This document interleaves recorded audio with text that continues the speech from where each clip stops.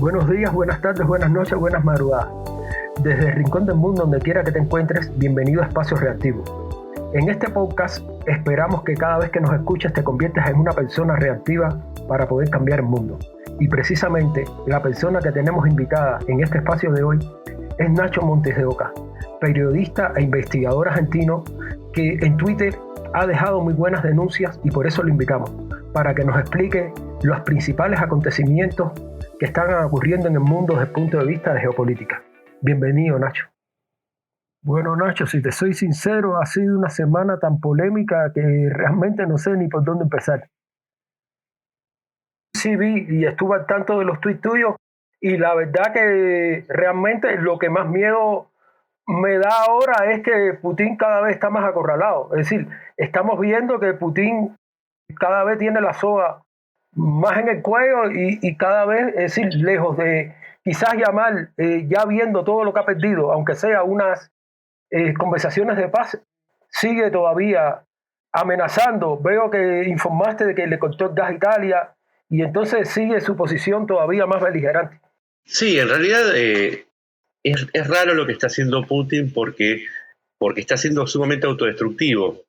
Mucha gente dice, para mí erradamente, una percepción errada, le corta el gas, pobres italianos, les corta el gas a los alemanes, pobres alemanes, pero no se dan cuenta que también pobres rusos, porque estamos hablando de decenas de miles de millones al año de ventas que no va a hacer Rusia, y es mucho más fácil encontrar proveedores para que le vendan 50.000 millones en gas que compradores por 50.000 millones. Uno puede construir una serie de ductos para obtener ese gas, pero si Rusia no le vende a Europa, y la verdad es que ni la economía india ni la economía china tienen el volumen de compras como para reemplazar a Europa. Entonces cada vez que corta el gas, y sí, es cierto, va a ser frío este invierno en Europa, pero también va a haber mucho eco en las arcas rusas, porque cada vez van a estar más vacías. Entonces no estoy entendiendo, salvo que, digo, de la política no lo entiendo, sí lo entiendo quizás de la psicología, lo entiendo como un autoboicot, pero pareciera que Putin está haciendo todo para pasarla mal, para que Rusia la pase mal y para llevar la situación a un punto en el que no tenga retorno. Y yo acá, esto lo quiero aclarar, es muy importante para mí. El uso de las armas nucleares. La apetencia de Putin es conquistar territorio.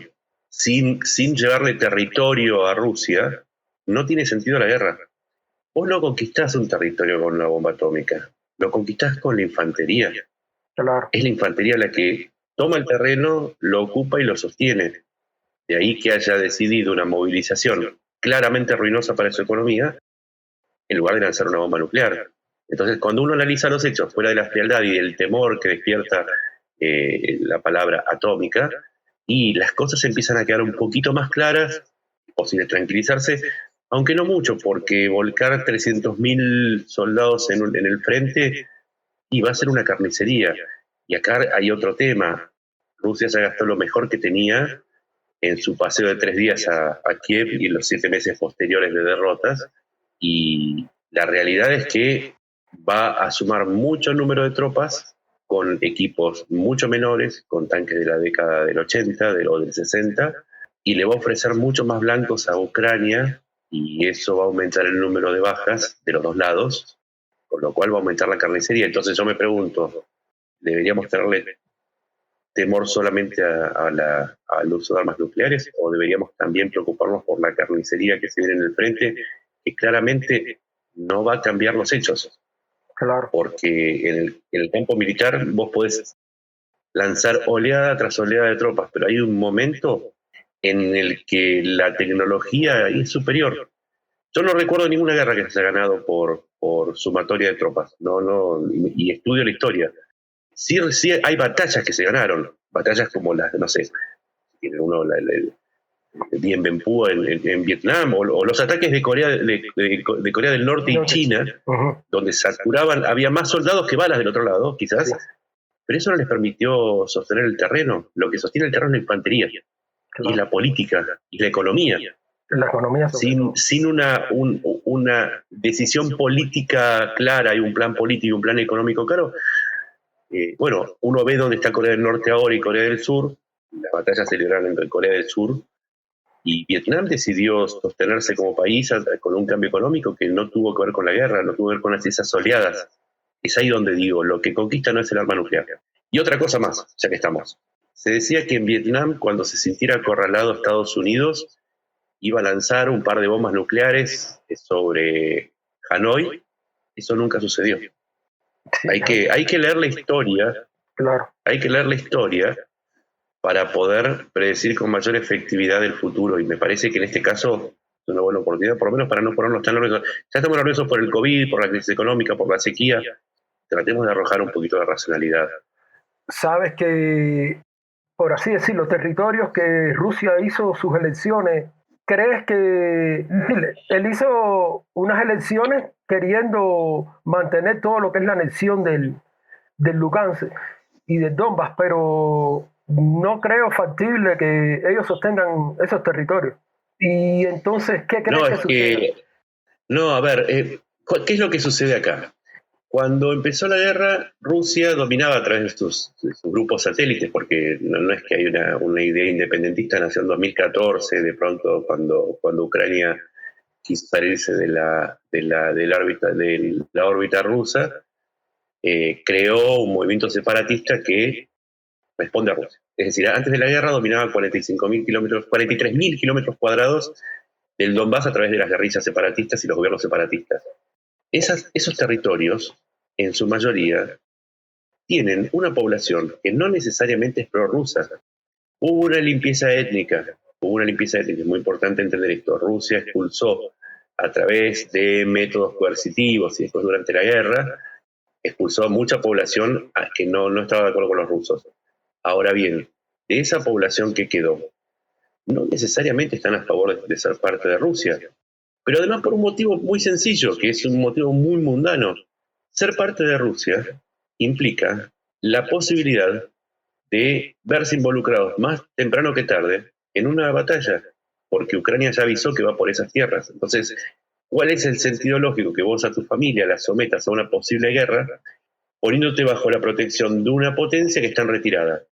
Por eso uno cuando escucha los resultados de las elecciones del 97-93%, y desde el sentido común no resulta muy lógico que la gente decida ser parte de Rusia, inclusive después de la limpieza étnica y los refugiados. Recordemos, 13.8 millones de refugiados desplazados, que incluyen desplazados internos, 7.8 millones. Muchos de ellos son parte del Donbass, la mayoría, te diría, de estas 4 zonas. ¿Qué va a pasar cuando vuelvan? Porque eventualmente tienen que volver. Porque más allá del signo político, de la preferencia, ahí tienen sus casas, sus propiedades, es lo que les pertenece. Claro. Esa gente que huyó de los rusos va a seguir pensando, y ahí es donde me planteo una pregunta. ¿Acaso no creen que Kiev no va a alentar la insurgencia con el respaldo de Occidente para hacerle imposible la presencia a los rusos en los territorios ocupados?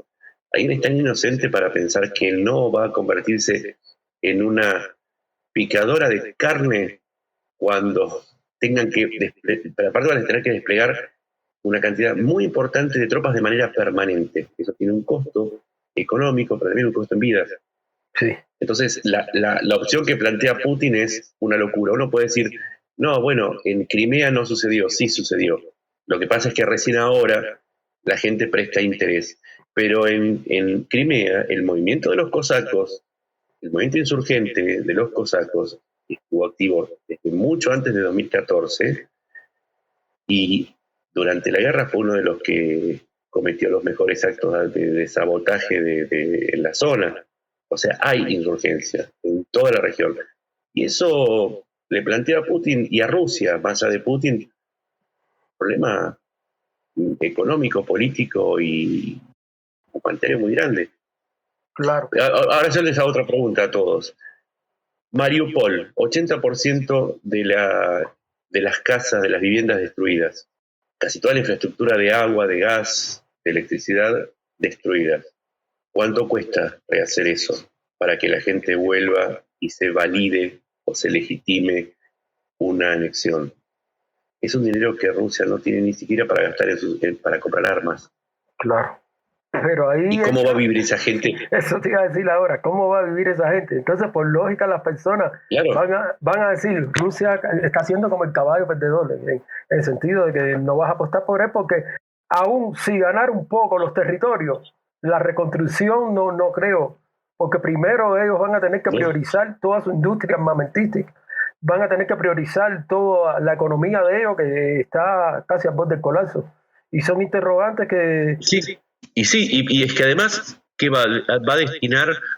Vamos a suponer, en Ucrania se calcula que se van a necesitar 600 mil millones de dólares, 600 mil millones de dólares para empezar a reconstruir, la primera etapa de la reconstrucción.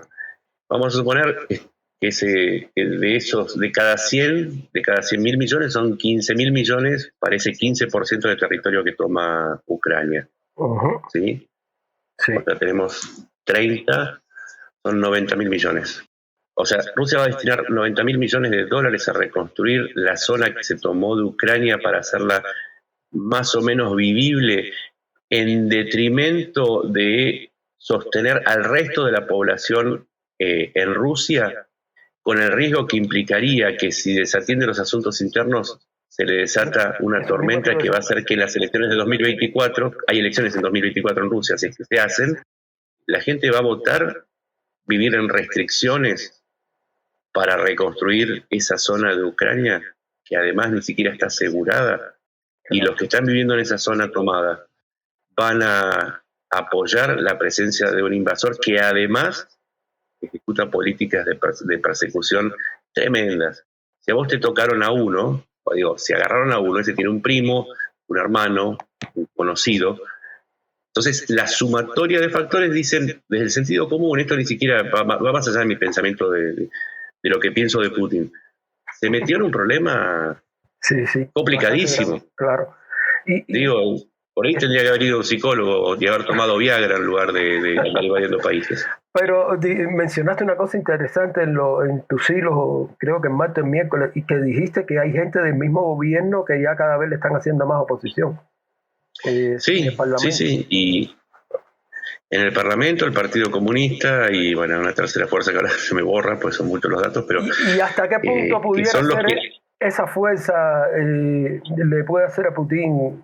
Es que esto es una cuestión de técnica parlamentaria. Para determinadas movidas o para determinadas leyes se necesitan mayorías absolutas.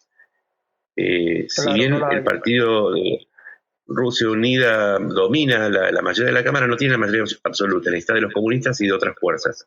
Claro. Estas fuerzas ya le están diciendo, no te vamos a seguir dando la mayoría absoluta. Le dieron la mayoría absoluta para la movilización masiva, porque sabían que de alguna manera es una trampa para Putin, porque sabían que de esa manera no lo fortalecían, sino que lo debilitaban al quedar expuesto como que va perdiendo la guerra. Claro. Y esto no lo digo porque es una ilustración mía, sino porque gente de Rusia con la que me comunico permanentemente me lo explicó y era sencillo de entender. Sí, exacerbar el error es a veces la forma más sencilla de hacer caer a una persona. Entonces hay una oposición más que inteligente. En Rusia todo es política, es como una cosa muy complicada, la llevan a todos lados, a puntos de jugadas de ajedrez que vos decís, Dios mío, en realidad esto es lo que vos querías, ¿por qué no lo hiciste más sencillo? No, bueno, todo se complica en la política rusa, pero en este caso la oposición le está acompañando en el movimiento, le está diciendo, ok, ¿querés decir que volás? No te preocupes, te vamos a empujar por la ventana con más fuerza todavía. Claro. Eso es un poco para que se entienda lo que está haciendo la oposición en Rusia.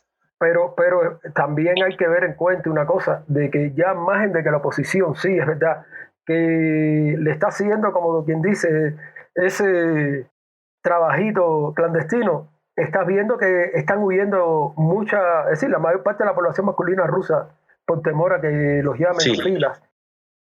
Y entonces... Sí, y ahí hay dos éxodos, ¿eh? Hay dos éxodos, porque acá también es bueno explicar cómo, porque así lo entiende Rusia. Rusia está llena de personas, a ver, que entendámoslo, no son demonios. Sí, eligieron a un tipo como Putin, pero en definitiva son personas. Los pueblos a veces no tienen la culpa de los errores de los dirigentes que eligen equivocadamente la mayor parte de las veces. Así que no soy rusófobo, no me interesa. Pero bueno, hubo dos éxodos. El primero, 350.000 personas. Wow. Desde el momento en que empezó la invasión hasta antes de la movilización se habían ido 350.000 personas, pero no cualquier persona. Hombres, mujeres de todas las edades, especialistas en tecnología o especialistas en cuestiones de ingeniería o de marketing, que con la salida de las empresas occidentales y el comienzo de las sanciones, sus trabajos ya o habían perdido el trabajo o había perdido el sentido seguir trabajando en Rusia porque los sueldos caían o porque la empresa ya no existía o porque se cerraba o porque no estaban de acuerdo con la forma en que Rusia se manejaba. Es decir, que primero salieron 350.000 y después salieron otros 300.000. Pero quizás esos 350.000 del principio son mucho más dañinos para Rusia que los segundos, porque los segundos eran mano de obra, tropa.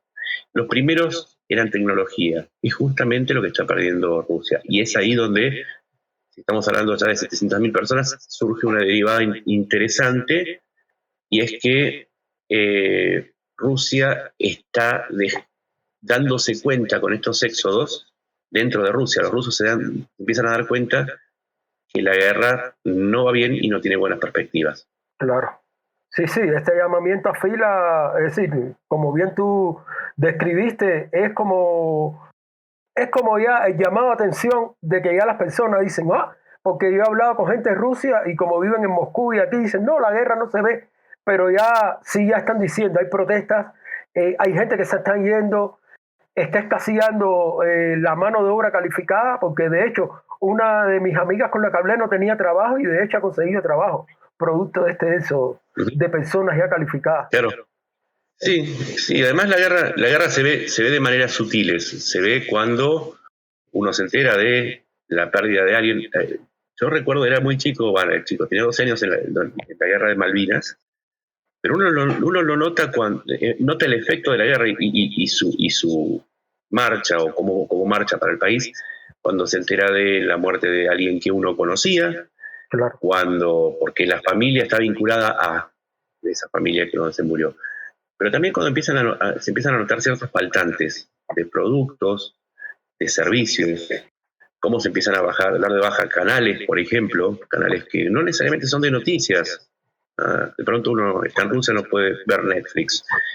Y son como pequeñas, sí, pero sabes que más allá de lo trivial que parece, son señales de que, bueno, si yo voy ganando la guerra, no me van a cortar el Netflix. Es verdad.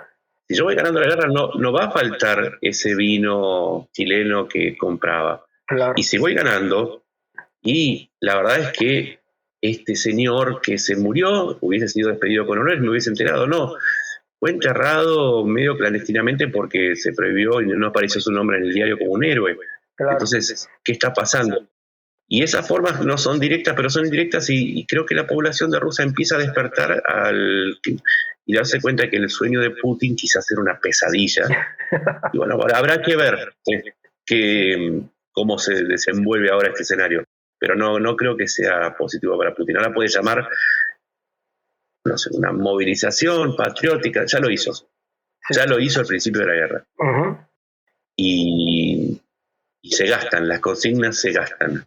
Uno que trabaja en comunicación sabe que vos podés sostener una consigna, pero siempre la consigna tiene que tener detrás un resultado concreto. Si no, no se sostiene. Yo puedo decir, vos podés decir, a ver, tomate esta bebida y vas a sentir que tu vida mejora. Ahora, si pasaron 2 meses, tu vida no mejoró y vos seguís tomando la bebida, es decir, no, evidentemente no pasa por esta bebida. Lo pongo un ejemplo medio pavote, pero con la guerra funciona igual. Claro. Sí, vamos a derrotar a Occidente. Bueno, sí, los estamos matando, le estamos haciéndole gastar balas a lo loco, nos está costando muchos muertos, la economía se está derrumbando, nos anexionamos, pero bueno, las cosas no van tan bien porque no ganamos. Ya van 7 meses y va a ser una excursión rápida.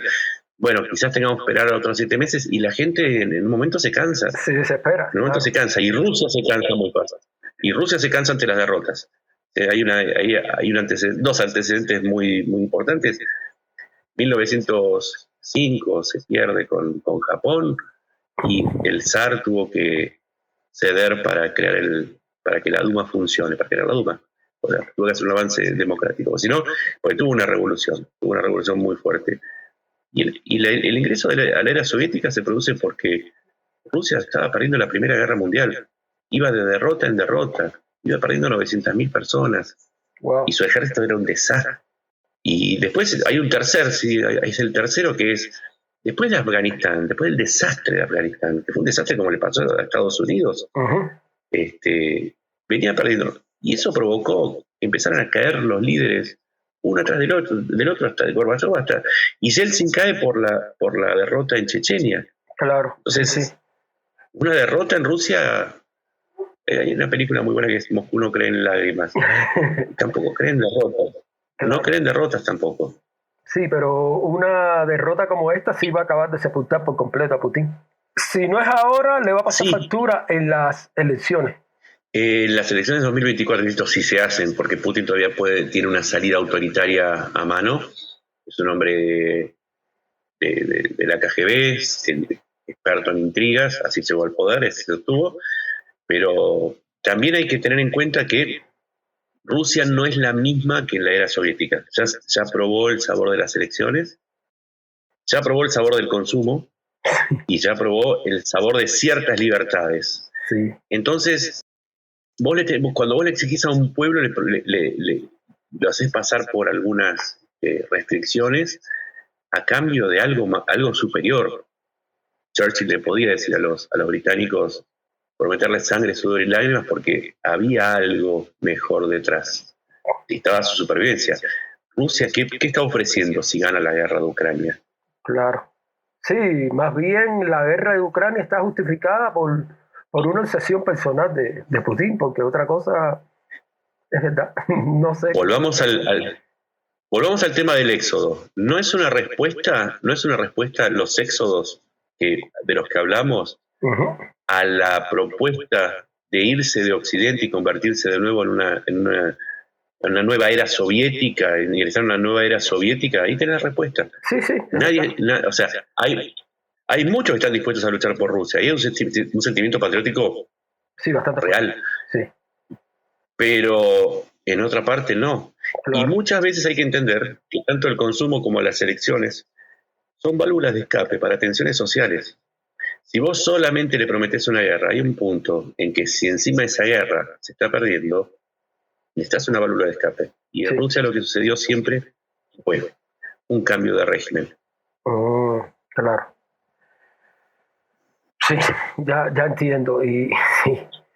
Ven acá, ya vamos a ver si adoptamos un poco el tema de Rusia, y quisiera caer en un avión en Argentina porque estoy preocupado por todo lo que está sucediendo esta semana en tu país.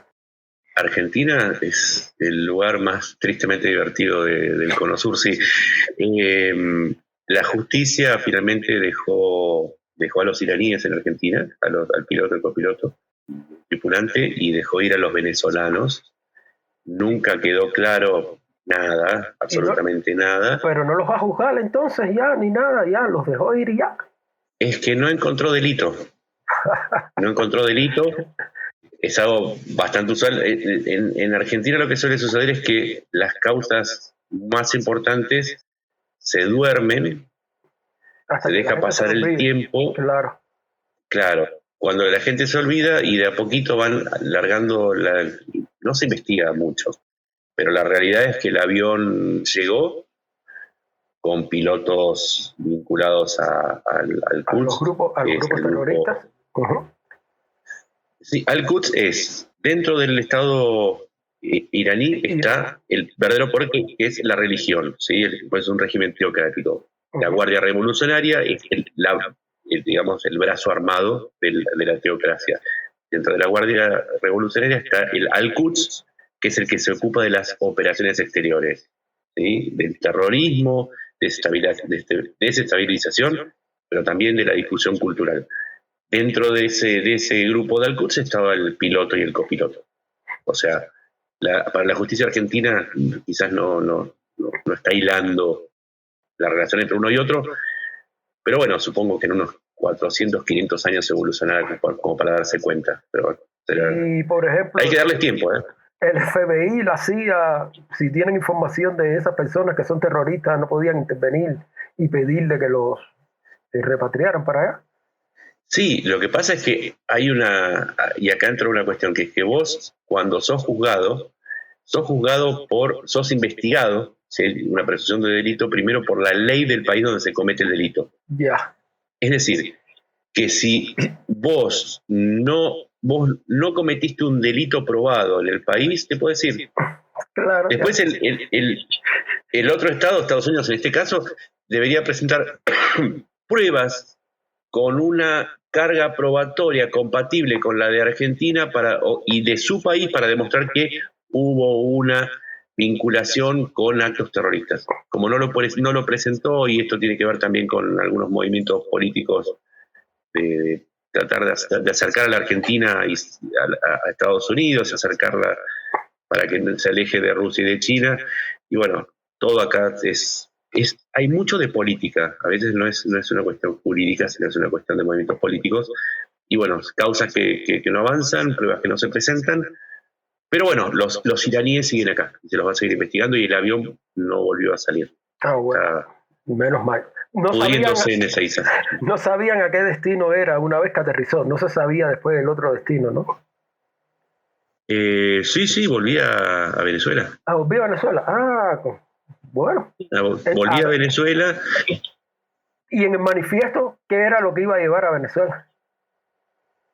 No, volvía supuestamente vacío. Bueno. ¿Y qué trajo? Lo que trajo, eso quedó claro. Bueno, en el manifiesto trajo autopartes, eso lo chequeé, ahí no hubo ninguna irregularidad. Bueno. Pero en este caso, la irregularidad está en los 17 personas. Claro, vos, sí. Un Boeing como este, vos tenés lo normal puede volar con 3, piloto, copiloto y navegante. Claro. Si va vacío, y después le puedes sumar 2 personas del área de carga, ¿sí? Uh-huh, sí. 5. Claro. 5 personas. Uh-huh. Traía 17. Sí, está muy raro. Supuestamente para entrenamiento. El entrenamiento no se hace de esa manera. Es verdad. La certificación y etcétera se hace de otra manera, no se hace con vuelos. No es que uno suma, para que la gente lo entienda. Vos vas a una escuela de manejo para aprender a manejar un avión. No sumás horas viajando de acompañante en el asiento de atrás. Claro. No es así como te dan el carnet de conducir. Porque pero es más o menos esa la excusa que trajeron lo que pusieron los venezolanos. Que esos acompañantes pues estaban entrenando. No, claro. No sé, no funciona de esa manera. Pero insisto, la política y la justicia tienen tiempos y razones que a uno le resultan, no puede rechazar, pero funciona de esta manera. Claro. Es como funciona. Sabes que también vi que de cierta manera, como denunciaste lo que está sucediendo con el gremio de es decir, estas partes de autos de lo que es los neumáticos, que parece que ya los van a importar y no los van a producir más. Y eso me imagino que deja sin trabajo a una gran cantidad de argentinos. Y iba a haber problemas con la industria automovilística, con el riesgo de que muchos argentinos perderían sus trabajos. Y sí, Argentina perdería millones, porque hablaste de una cifra que no era de risa. Sí, lo que sucede con los neumáticos es una muestra de cómo Argentina funciona con un sindicalismo asociado al Partido Peronista, que en este momento está en el poder, que estuvo prácticamente con los militares, manejaron prácticamente los últimos años de la política argentina. Dentro del peronismo hay un cacique, uno de los caciques más poderosos, que es el del gremio de los camioneros, que es Hugo Moyano. Su familia también está en el sindicalismo y junto con su abogado, de apellidos hermanos, entraron en el negocio de las aduanas, ¿sí? Instalaron una aduana, pues manejan una aduana en la zona libre de La Plata, que es la capital de la provincia de Buenos Aires, y desde ahí estaban entrando la mayoría de los neumáticos importados. Cuando empieza este conflicto, Pablo Moyano el hijo de Hugo Moyano, bendice y apoya a el gremialista trotskista que se mostraba intransigente y que no había forma que arreglara para levantar esa medida de fuerza. Claro, en la medida que faltaran neumáticos, ¿quién los iba a proveer? La importación. Si aumentaba la importación, ¿por dónde entraban? Por el lugar que manejaba la familia Moyano. Y a su vez, ¿cómo se garantizaba que la policía no interviniera cuando las patotas, cuando los grupos de choque de este gremio del neumático, hasta llegar a golpear a los trabajadores que querían entrar porque no estaban de acuerdo con el paro? ¿Por qué no intervenían? Porque a su vez Hugo Moyano es el principal apoyo del gobierno argentino. El 17 de agosto organizó inclusive una marcha a favor del gobierno. El país está inundado de hambre, de desocupación, de violencia, pero él marchó a favor del gobierno. Entonces, claro, con esto compró impunidad. Y todo este circuito casi funciona hasta que las empresas le dijeron, miren, van a ser 5.000 puestos de trabajo que se pierden, 22.500 en total de las industrias aledañas. Las industrias automotrices avisaron, los autos llevan ruedas, claro. Las ruedas llevan neumáticos. Si no hay neumáticos, y además es complicado importar porque el gobierno no entrega dólares, y vamos a tener que frenar. Y ahí tenés 9.000 trabajadores más que sumados a los que proveen a la industria automotriz, ya estamos escalando a las cifras, son otros 140.000, o sea, estamos en 165.000. Se importaron 361 millones de dólares en neumáticos en lo que va del año, pero bueno, porque creció tanto la industria, porque empezó el conflicto en enero. Entonces, si Argentina no tiene dólares, vamos a enviar más dólares al exterior importando neumáticos. Y hubo un momento que la situación se volvió tan ridícula. Claro. Nosotros encima exportamos automóviles por 4.300 millones de dólares con un saldo positivo de 400 millones de dólares. Ese saldo positivo se perdía por un lado, porque se perdía por la pérdida de neumáticos, pero también por la pérdida de importaciones, con lo cual el perjuicio iba a ser de 700 y pico de millones de dólares. Entonces hubo un momento que... Claro. Y ahí se terminó el conflicto cuando el gobierno se dio cuenta, que todos nos dimos cuenta, que era una enorme impostura, y finalmente este señor intransigente terminó haciendo un arreglo que era peor que el inicial. O sea, se terminó bajando los pantalones porque quedó todo expuesto y porque el gobierno se dio cuenta que lo que se venía era mucho peor que un enojo de este señor, de estos señores los Moyano, que hoy por hoy son, como decir, un pequeño ejército de ocupación de la economía. Son como caudillos, pero en lugar de ocupar zonas, ocupan áreas de la economía y cada vez se esparcen más. Wow. Yo de verdad que a mí me preocupó cuando vi eso y yo dije, se va, es decir, vi los números y dije, se va la industria a pique y realmente son cantidad de puestos de trabajo que se van a perder y ya de por sí ya la economía argentina está con tremenda problemática. Si a esto tú le sumas esto, iba a ser terrible. Es que sí, bueno, es que Argentina está sufriendo un problema de competitividad muy fuerte y de un gobierno que tiene mucha alergia a las exportaciones. Entonces está poniendo cepos a la importación de carnes, a la importación de granos, impedimentos para el resto de las importaciones, porque a la vez limita las importaciones para que no sigan saliendo dólares, porque claro, como no exportás no te entran dólares, y como no te entran dólares vos los protegés restringiendo las importaciones. Uh-huh. Pero ¿esto qué hace? Que una fábrica que exporta, vamos a suponer, máquinas calculadoras, para esa máquina calculadora necesita una matriz que trabaje el plástico, que es importada, no la puede importar. Se le rompe, necesita un repuesto, no lo puede importar. Claro. A su vez, necesita que los botones los manda a fabricar en China. En Uruguay. Sí, pero no los puede hacer. Entonces, claro, después viene China y dice, estas 100 que vos fabricás, como vos no podés importar insumos, no te preocupes. Despedí a la gente, convertirte en un importador. Entonces, se vende en Argentina, con marca argentina, compradas en China, pero vos despediste los 50 trabajadores que tenías fabricando esas calculadoras y además tenés un régimen de protección industrial, porque Argentina quiere demostrar que su industria se mantiene. Pero en realidad termina siendo una importadora que lo único que hace es ensamblar con 2 empleados y pasas de industria a maquiladora. Ese proceso que está viviendo Argentina está destruyendo una industria que en su momento fue fuerte, pero que hoy, de la vía de la protección y los costos laborales, más las patotas sindicales, es imposible.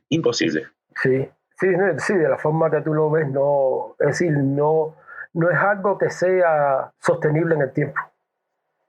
Así que... No, es que por la experiencia y uno ya vio desaparecer varias industrias, te digo que la decadencia argentina es política y es cultural, no es económica.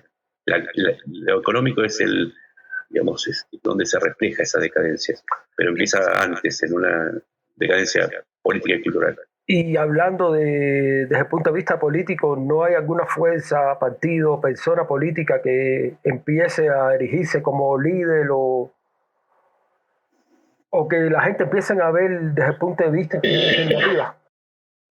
Sí, está Juntos para el Cambio, pero lo que pasa es que, a su vez, dentro de Juntos para el Cambio, que el principal líder es Mauricio Macri, también empezaron las peleas porque cuando todos creen que tienen el triunfo asegurado, todos se creyeron presidenciables. Claro. Empezaron cuestionando la figura de Mauricio Macri con los errores que tuvo en su gobierno, que fueron evidentes y son inocultables, particularmente el gradualismo y esa necesidad de hablarle como si a los delincuentes como si fueran Winnie the Pooh. Entonces empezaron las disputas internas que por momentos son fuertes, pero que además, y esto es importante, el aparato de prensa del gobierno, que es muy fuerte, exacerba hasta un punto de presentar lo que son peleas usuales como verdaderas batallas campales en donde no las hay. Claro. Entonces, eso propicia que la oposición se presente más fragmentada de lo que está por esa disputa que tiene por la victoria anticipada. Claro. Sí, los debilita de cierta manera. Es decir, es el clásico concepto de divide y vencerás. Y así de esa manera como que los va debilitando. Hasta el punto de que ya las personas es decir, ya los votantes no lo van a tener en cuenta como una fuerza. Sí, de todas maneras, no le sirve de mucho. Las últimas encuestas le dan al gobierno y al kirchnerismo, que sería como así como el coronavirus tenía cepas, sí, el peronismo también tiene cepas, va desarrollando cepas que se adaptan al sistema inmunológico de la política argentina. La última cepa es el kirchnerismo, que gobierna desde el 2003, con el interregno de Macri. La última cepa es el kirchnerismo, y el peronismo en su cepa kirchnerista no llega al 22% de los votos. O sea que tampoco le está sirviendo mucho porque los resultados, como cuando hablábamos de Rusia, cuando vos vas a la góndola, cuando vas por la calle, cuando vos te enterás por conocido, y toda la propaganda se desarma y la realidad gana. Así que tampoco le está sirviendo mucho. Sí, pero pero a veces incluso ganando no logras hacer el cambio, porque por ejemplo, el domingo pasado, para cambiar un poco a mi país, votaron, o si se puede llamar votaciones, el Código de Familia. Como 3 millones y algo fueron los que aparentemente dijeron que sí. Sin embargo, entre boletas anuladas y las personas que... bueno, de hecho, casi 3 millones no fueron. Y entonces se habla de que también entre las boletas de no y anuladas hicieron más de 4 millones y algo. Quiere decir que al final las personas que no estaban de acuerdo con el código fueron mayoría, pero el sí fue el que triunfó. Sí, bueno, a veces en las elecciones gana el no voy a elegir porque no estoy de acuerdo antes con candidato. Y eso es una realidad. Es una realidad que funciona. Pero también, bueno, vos hablas de Cuba. Cuba hoy atraviesa va camino a su tercer día de protestas. ¿Sí? Empezaron porque se cortó la energía por el paso del huracán Ian. ¿Sí? Hasta ahí estamos de acuerdo. Pero cuando uno empieza a escuchar que la consigna era por libertad, quizá no por energía, porque la gente empieza a asociar que ese régimen tiene mucho que ver no con el paso del huracán, sino con que no se pueda recuperar la energía después del paso del huracán. Entonces, volviendo un poco al escenario, unamos a los dos países en un mismo concepto. La gente no es estúpida. Uh-huh. Puede serlo durante muchos años, pero hay momentos en los que empieza a entender que nunca va a alcanzar la zanahoria y llega a una conclusión más que interesante, que además de notar eso, que la zanahoria nunca se acerca, se da cuenta que es un burro. Y como se da cuenta que es un burro, se da cuenta qué tipo de animal es y empieza a percibir a quién tiene encima. Claro. Entonces estos procesos llevan tiempo. A nosotros nos está llevando 70 años de populismo. A nosotros 63. A Cuba, ¿cuánto vamos? 63. 63. Sí. Quizás nuestro problema es que somos lentos para entender. Somos lentos de entendederas. No, pero ya se están dando cuenta. No, la gente en Cuba se están dando cuenta porque de hecho hay como tal algo de lo que se comenta mucho. Salió a relucir que el gobierno ruso le había dado a Cuba como 1.270 millones para que lo destinara a la industria eléctrica. Y entonces lo que todo el mundo se pregunta es qué se hizo ese dinero. ¿Se construyó en hoteles? Es decir, no puedes decir en infraestructura porque no se desarrolló una industria como para que tú digas, oye, no, se destinó en esto. Entonces, mira, la realidad es que la realidad, 1.200 millones, le acaba de pedir el gobierno cubano formalmente asistencia a Estados Unidos para la recuperación de su red eléctrica. Es decir, el Daddy Yankee, el Daddy Sugar de ruso no tiene dinero y terminan pidiéndole a Estados Unidos. Hay un momento que la realidad se abre paso entre tanta propaganda y la realidad es que hoy quiere poder Rusia. Entonces, no es que uno esté a favor de uno u otro. Pero entonces, funciona de esta manera. Si Cuba le pide formalmente, entonces hasta el otro día estuvo apoyando la invasión de Rusia a Ucrania y en los consejos de Naciones Unidas también, es decir, como que reafirmó ese compromiso con Rusia. Si ahora le pide a Estados Unidos formalmente ayuda, bueno, ya no sé ni qué pensar. Es decir, lo tengo en la mente, pero no lo quiero decir para no decir esa palabra que realmente... ¿Cuba aceptó la anexión? Creo que no. Creo que pasó un huracán de por medio. Claro. Sí, pero bueno, pero ya sí, como tal les piden esa ayuda es porque desde el punto de vista ya se reconoce con la soga al cuello, es decir, ya saben que como que es decir, que ya no tienen otra salida, entonces otra solución. Porque te digo sinceramente, por ejemplo, en Cuba llegó un momento en que el pollo que se come en Cuba se compra en Estados Unidos y se llegó a la ridiculez de quitarle las etiquetas para decir, no, este pollo, es decir, para que la gente no sepa que viniera a Estados Unidos para seguir hablando de que estamos bloqueados. Entonces, ya mucha gente se están dando cuenta de que no hay bloqueo. ¿Cuáles son las dos principales fuentes de ingresos de Cuba? Las remesas y el turismo. Sí. Ya no hay turismo. Sí. Ya no hay turismo, solamente quedan remesas. ¿De dónde viene cuál es la principal fuente de remesas? Estados Unidos. Sí. Entonces, si el gobierno cubano, más allá de los espadeos verbales, y hay mucho de puesta en escena, si el gobierno, y digo, si hay un bloqueo, no llegan las remesas. Exactamente. Cuba se cierra persiana en 2 minutos. Uh-huh. Si el gobierno cubano no encontrara en Estados Unidos un enemigo cómodo y fuera un enemigo real, el régimen que nació con el fidelismo sí. ya no existiría más. No existe, es verdad. Quizás hay que profundizar un poco en los motivos de una pelea que muchas veces tiene más de es como el pavo real que despliega la cola. Sí. Es eso, pero en el fondo es un pavo. Ese es un tema que se debería investigar porque yo me quedé frío que una vez, te digo sinceramente, hay una persona que en un momento mencionó de que, por ejemplo, uno de los principales, por así decirlo, personas que en aquel momento combatió lo que es el régimen cubano, la dictadura, que era, creo que George García, que era la mano derecha de Jorge Mas Canosa. Esa persona está haciendo ahora negocios con el gobierno cubano. Entonces tú dices, ¿pero cómo? Sí. Entonces, si te pones lo que pasa a pensar... es que Hay que ver cómo funciona el sistema. Hasta la caída del muro, es claro que Rusia apoyaba a Cuba y que es lo que le permitió sostener su sistema militar, sostenerse en esta disputa con Estados Unidos. Hasta ahí fue, te diría, hasta legítimo. Pero desde el periodo especial en adelante, Cuba fue un lugar de lavado de dinero, de inversión muy productiva, porque esto también hay que decirlo. Vos en Cuba invertís, y la verdad es que para los costos que maneja el gobierno cubano, vos le pagás $2, donde en otros países les tienen que pagar 15. Entonces siempre fue un negocio Cuba, donde vos le pagás a un empleado $4, donde en otro lugar le tenés que pagar 40. Sí, eso es en cuanto el sentido que tiene Cuba.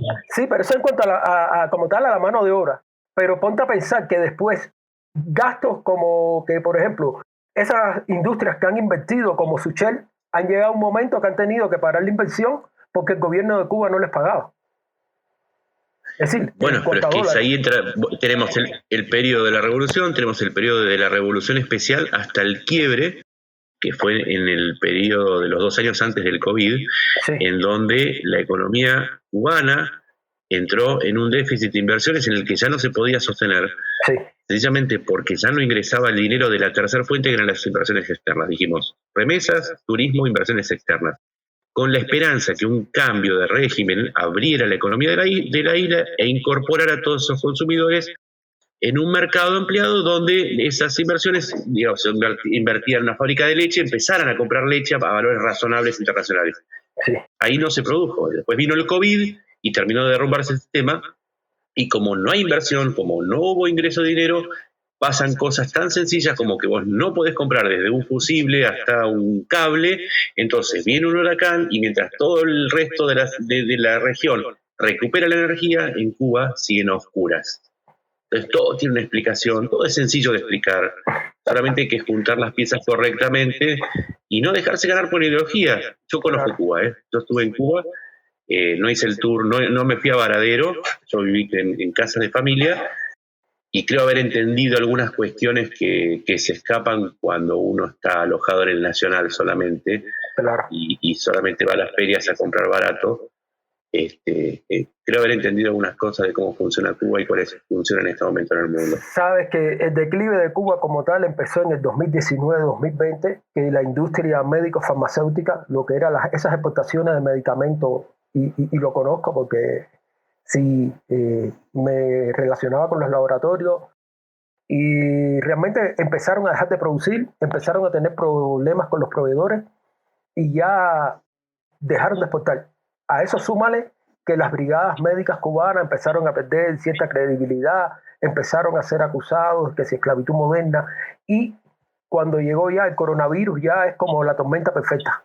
No había turismo, no había exportaciones. Bueno, 2019, en el 2020 la Unión Europea calificó a las brigadas médicas cubanas como una forma de trata de personas. Exacto. Eso estuvo en el Parlamento Europeo, lo recuerdo. Sí. Y te digo sinceramente, antes de eso, solamente con los médicos cubanos ganaban más que con las remesas. Al quedarse sin los médicos, empezaron a tener que potenciar las remesas, porque te digo sinceramente, a ver, es decir, quitando a la gente que vienen de Miami, que vienen de Estados Unidos, si tú pones a pensar que lo cuentan como turismo, no creo que Cuba, en el año que mejor haya tenido, no creo que haya sido más de 3,7 millones de turistas. Y entonces eso al final, eso no es representativo como para una economía que necesita mucho más ingresos. Uh-huh. Entonces... Bueno, es que, y a su vez... esas misiones médicas dependieron de una oleada de populismos en la región y también de un crecimiento de la izquierda en Occidente, en donde eran un signo, si se quiere, de prestigio, como una cucarda de izquierda, se habilitó. Cuando empieza a haber un reflujo del populismo, caso de Brasil, caso de Argentina, cuando se empiezan a investigar en Europa, Bolivia, empieza a caer. Claro, empieza a caer la demanda de esos médicos y es ahí donde empieza también a aportar esa caída de divisas a la caída general de la economía cubana. Y encima de todo esto, al tener un déficit constante porque no tenía turismo, bajaba las remesas por las sanciones de Trump, bajaba las remesas por de las misiones médicas, no tenía dólares para comprar insumos médicos, con lo cual ahí tenés la caída de la industria de farmacéutica cubana. ¿Ves que todo se explica de una manera sencilla? Sí. Ahora, lo peor de todo es que cuando tú miras ahora las perspectivas, tú tienes que cerrar los ojos y tú decir, no sé hasta dónde o qué pasará. Pero bueno, es decir, tanto en tu país como en el mío. Lo único que queda es quizás apretar las manos y empezar a rezar. ¿Sabes lo que decía Piaget? Piaget, que era un tipo que estudiaba la educación y la inteligencia, decía que la inteligencia no reside en resolver fórmulas matemáticas ni tener un conocimiento enciclopédico, saberse todas las capitales y tal. No. La inteligencia se mide por la capacidad que tiene una persona para adaptarse a los ambientes cuando van cambiando. Wow. Ese es el nivel supremo de inteligencia. Entonces, seamos inteligentes y adaptémonos. Lo que quedó viejo, queda atrás. Bueno, habrá que adaptarse para lo nuevo, sea lo que sea. Puede gustarnos o no, pero habrá que adaptarse. Hay que ser inteligentes. Creo que estoy por pensar que los políticos carecen de esa actitud, compadre. No, por eso yo hablo de cepas. Los políticos son una enfermedad de fijación con el pasado y en algún momento vamos a tener que cambiar el estilo de políticos porque justamente en nuestra falta de inteligencia siempre elegimos malo conocido que malo por conocer. Quizás sea hora de arriesgarse y pensar en otras posibilidades en lugar de seguir siempre machacando con métodos que fracasaron 10 veces, pero que por costumbre los seguimos probando. Eso sí es verdad. Quizá... Es otra forma de inteligencia. Sí, es otra forma de inteligencia. Que lo dijo, creo que fue Einstein. Dijo, ¿sí? si vos seguís probando la misma solución que fracasó, entonces cambia de método. Exactamente. Pero te digo sinceramente que de cierta manera creo que tiene resultado y te puedo dar uno. El caso de Nayib Bukele en El Salvador. A mí no me gusta una valoración negativa, porque si bien resolvió problemas inmediatos como el tema de la seguridad, no está dejando lugar a la oposición. Sí, es verdad. No está dejando lugar. Antes hablaba de derecha e izquierda, y ahora es más correcto hablar de autocracias versus democracias. Claro. En un mundo en crisis es muy usual y cada vez más usual que se monten sobre la crisis para, a cambio de recortar ciertas libertades individuales, aportar soluciones cortas. Pero en el fondo es como el fast food, o sea, te saca el hambre rápido, pero no es sano. Exactamente. Lo más sano es una dieta en el tiempo donde vos tengas los nutrientes que necesitas. El fast food te quita el hambre. Las autocracias te quitan el hambre en lo inmediato. Ahora, después vas a tener un problema, que vas a tener hambre, pero también vas a tener obesidad. Ese es mi diagnóstico de las autocracias en este momento. Claro, sí, pero es que te pones a pensar y mira, cada vez que alguien coge el poder, es difícil sacarlo, porque estás viendo de que ya los métodos democráticos ya no están valiendo. No, lo que pasa es que no se les está dando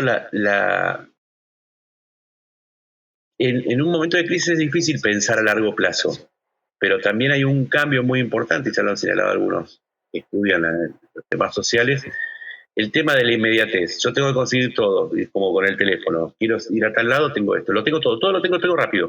Claro. ¿Sí? Esto se refleja en la política. Quiero una solución para el problema de la inflación, ¡ta! Quiero un problema para la inseguridad, ¡ta! Claro. En lugar de ir a soluciones inmediatas y también a largo plazo. Porque la política vieja también lo que te dice es no a largo plazo, entonces nunca se hace. Sí. Las soluciones de rango medio que digan soluciones a corto plazo haciendo esto, pero a largo plazo haciendo esto otro, es lo que está faltando. Esto es un problema, si te fijas, en todos los temas que fuimos hablando, está presente el mismo problema. O la solución corta, voy, invado, tiro armas, o a largo plazo, que la causa siga, que me quedo en el territorio, total algo va a pasar, que bueno, se cortó la luz y bueno, voy a pedir la ayuda a Estados Unidos, no importa. todo está entre la inmediatez y dejar que las cuestiones languidezcan y se conviertan en temas de años. Sí. Las soluciones de rango medio en este periodo de transformación que vive el mundo y ya se van a ir encontrando. El problema no es la democracia, el problema es la gente que vota. Porque si el problema fuese la democracia, dejamos de votar y ya no tenemos problema. Claro. Y se está visto que cuando dejamos de votar, el problema sigue. Sí, es verdad, así mismo pasó también que pasaba en Cuba y en un ejercicio de democracia y al final no se resolvió, así que... Bueno, pero ¿sabes? Si el problema es la democracia, bueno, Cuba no tiene democracia pero tiene problemas, entonces el problema no es la democracia. Es una cuestión de lógica, de lógica elemental. Es verdad, no, ahí lo dijiste todo, la verdad. Sabes que ojalá podamos tener entonces otro debate el próximo viernes, sábado. Avísame con tiempo porque de verdad que se disfruta. Bueno, gracias. Es muy educativo. Entonces, a las personas que se unieron, de verdad que le agradecemos, espero que hayan aprendido y sin más, agradecerle una vez más a Nacho Montes de Oca. Síganlo en Twitter, por favor, síganlo, que pone unos tweets que son unos hilos de historia o de geopolítica que de verdad que enseña. Y la verdad que tiene muchas cosas que decir o muchas cosas que descubrir, es decir, que descubrirla a uno como persona, porque realmente los tweets son bastante instructivos y estas charlas así, verdad que como que desarrollan a uno como persona y más que todo como que lo ayudan a uno a entender todos estos problemas que hay actualmente en el mundo. Me despido, les deseo lo mejor, un fin de semana, agradeciéndole a Nacho, a todos los que se han conectado y de verdad que les digo como siempre que el mundo está lleno de problemas y personas como Nacho que son reactivos así, son los que hacen del mundo un poco, es decir, un espacio todavía un poco mejor. Muchas gracias a todos y hasta la próxima.